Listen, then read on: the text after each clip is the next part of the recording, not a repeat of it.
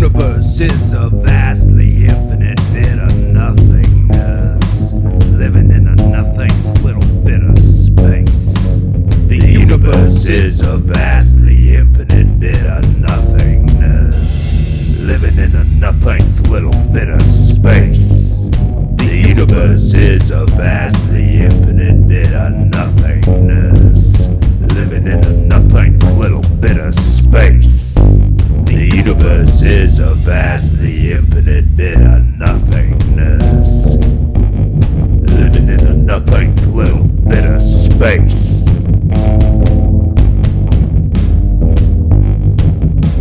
You know, every projection is a self-portrait, and every perception is a distortion, 'cause the nature of experience is seriously non-Euclidean.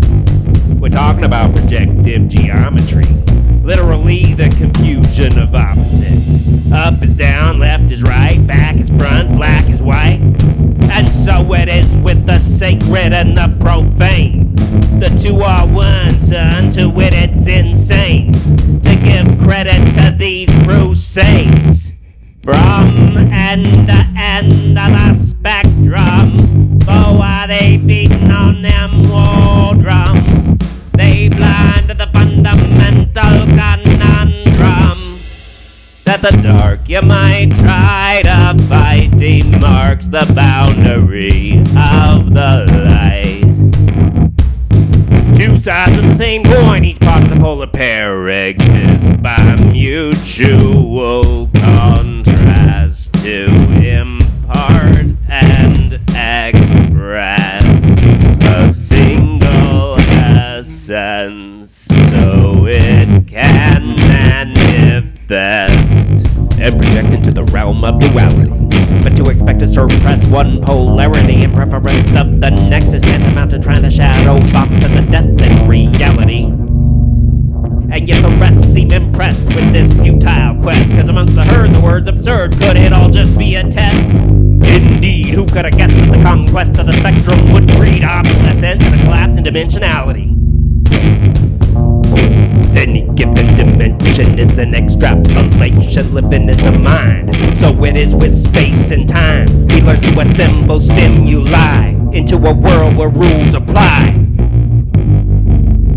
But the nature of reality is a plasmoid singularity. Energy interacts with energy freely and chaotically in accordance with some identity.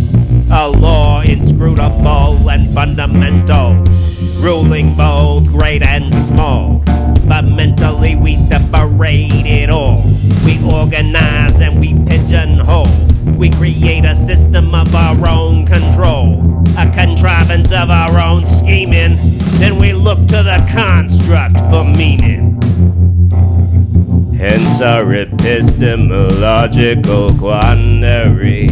Each query holds its own reply reciprocally, yet we continue to be perplexed, 'cause the framing of our probes is vexed.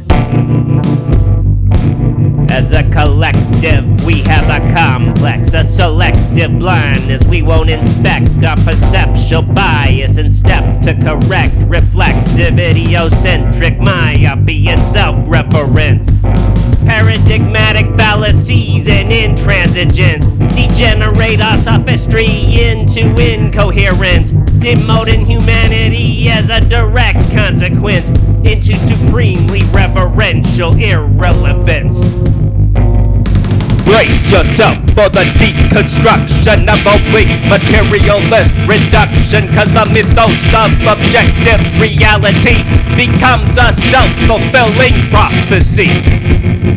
In that by considering everything, inert, unconscious, unliving, we subvert the spark of divine transcendence, which might assert and define human sentience.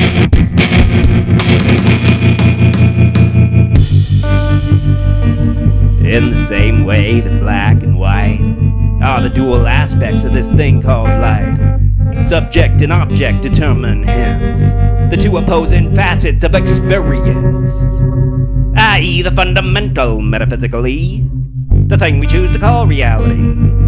Similarly, existence and non-existence could each only be at each other's expense. Yet to resolve the paradox in question comes an unorthodox superposition. Being and non-being are imaginary states, whereas the truth occurs within the space. The flux spanning the gap between the two. And this shift in perspective means that you can't be defined by material, you're experiential. Intertwined with the ethereal, cause we're pure potential. The universe is a vastly infinite bit of nothingness, living in a nothing little bit of space.